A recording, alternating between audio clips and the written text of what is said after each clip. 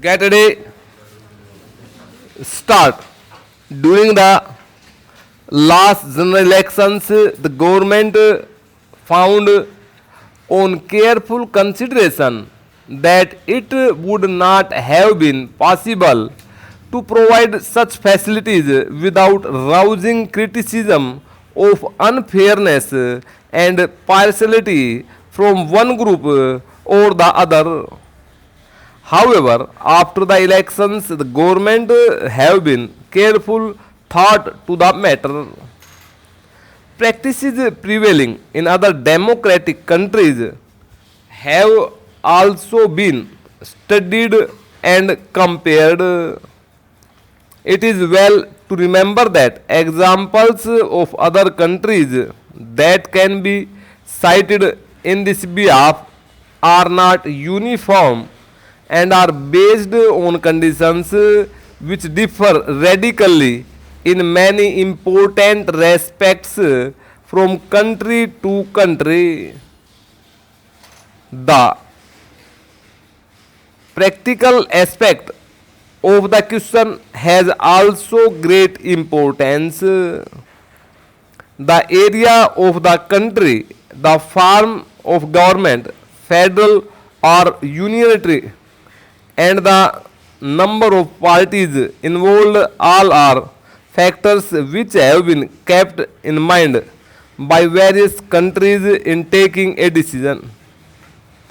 In USA, where broadcasting is run by private enterprise, though certain principles of equal opportunity have been laid down by the Federal Communications Commission, in practice it is a rare occurrence because time has to be purchased and a great deal of bickering and dissatisfaction always exists. In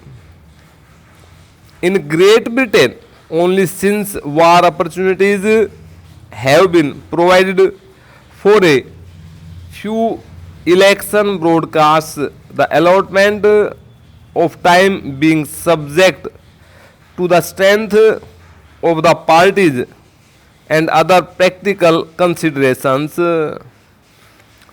In countries like Switzerland, no time is permitted for election purpose on the radio, while in France it is given, though the time allotted is extremely short, 5 minutes or less.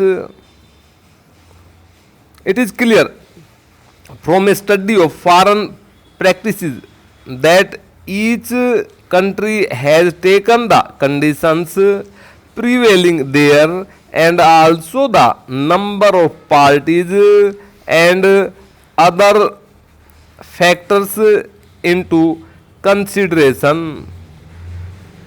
The analogy of other countries, therefore, is of not much validity in coming to any conclusion as far as India is concerned. Taking into consideration the conditions prevailing in our country, the government feels that it would be extremely difficult, if not impossible, to make satisfactory arrangements for giving such facilities to all political parties. Besides the points mentioned above, another important factor has to be considered.